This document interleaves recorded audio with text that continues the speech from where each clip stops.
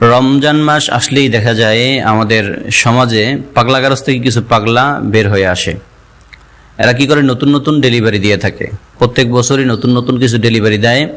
এই বছরও কিছু ডেলিভারি দিছে। এর মধ্যে একটা দেখলাম, দু একদিন যাবত আমার টাইমলাইনে ঘোরাফেরা করতেছিল একটা পোস্ট। সেটা হচ্ছে যে একজন আহলে হাদিসের শায়েখ, সে তার মুরিদদেরকে উৎসাহ প্রদান করতেছে।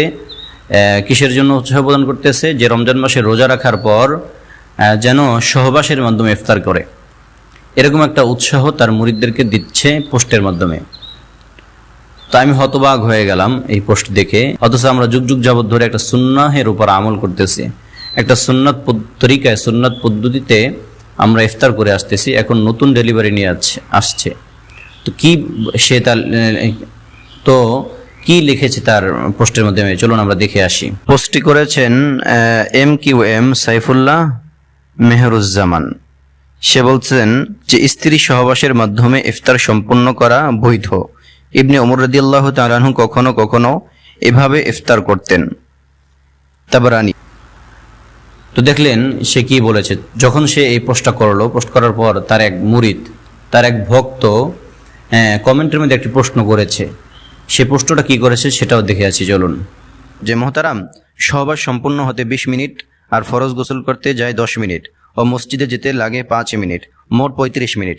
এমত অবস্থায় আমার জানার বিষয় হলো, এই 35 মিনিট পর আমি জামাত পাবো কিনা, অথবা 35 মিনিট পর সালাদের ওয়াক্ত থাকে কিনা, জামাত না পেলে আল্লাহ নারাজ হবেন কিনা, অথবা সময় অতিক্রম করে সালাত আদায় করলে এমত অবস্থায় সালাত কবুলযোগ্য হবে কিনা। এই প্রশ্ন তো অবশ্যই করবে না কেন? সে যেই যুক্তি দিয়েছে, ঠিক আছে, এটার উপর তো প্রশ্ন করবেই। কারণ এরকম হাজারো প্রশ্ন জাগতে পারে যে কিভাবে সূর্যাস্তের পর সহবাস করবে, সহবাস করার পরে এরপর কখন গোসল করবে, কখন গোসল করে আবার মসজিদে আসতে আসতে জামাত পাইবে কিনা, মাগরিবের সময় থাকবে কিনা, মাগরিবের নামাজ পড়তে পারবে কিনা, আর যদি মাগরিবের নামাজ কাজা হয়ে যায় এটা উঠানোর পদ্ধতি কি, অথবা এটা উঠাইলে গুনাহ হবে কিনা, এই কাজা নামাজ আদায় করলে গুনাহ হবে কিনা, অথবা নামাজ হবে কিনা, এরকম হাজারো প্রশ্ন জাগতে পারে।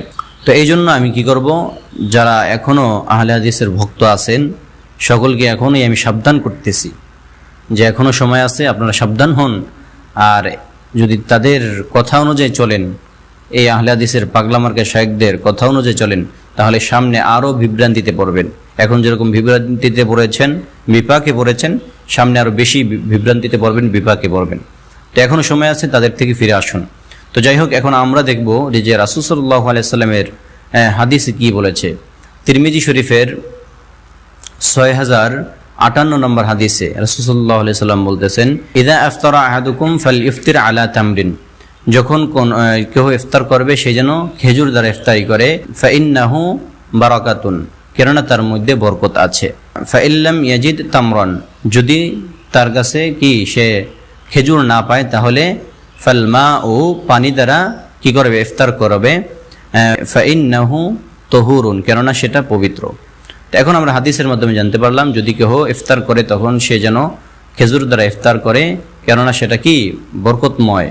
আর যদি তা না থাকে, খেজুরটা না পায়, তাহলে কি করবে, পানি দ্বারা ইফতার করবে।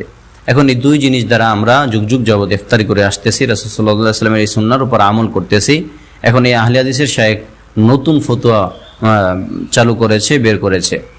তো আল্লাহ রাব্বুল আলামিন এদেরকে সঠিক বুঝদান করুক। এখন আমি একটা অফার দিচ্ছি আপনাদেরকে, যেই সমস্ত মেয়েরা নতুন বিয়ে করতে চাইতেছেন তাদেরকে আমি অফার দিব যে আপনারা এই আহলে হাদিস ভাইদেরকে বিবাহ করেন। বিয়ে করলে অনেক সুযোগ সুবিধা পাবেন, বিশেষ করে রমজান মাসে আপনারা নতুন একটা জিনিস দ্বারা ইফতারটা করতে পারবেন। এত সুন্দর, এত মজাদার ইফতার আপনাকে অন্য কোনো স্বামী দিতে পারবে না, আহলে হাদিস ভাইরা যেই ইফতারটা আপনাদেরকে দেবে। এই জন্য আর দেরি না করে এই সুবর্ণ সুযোগকে কাজে লাগিয়ে তাদেরকে বিয়ে করে ফেলুন, আর নতুন নতুন জিনিস উপভোগ করুন। আল্লাহ রাব্বুল আলামিন আমাদের প্রত্যেককে বোঝার তৌফিক দান করুক। আপনারাও ফটাফট ভিডিওটাকে শেয়ার করে দিন, আর সাথেই থাকুন। আসসালামু আলাইকুম ওয়া রাহমাতুল্লাহি ওয়া বারাকাতুহু।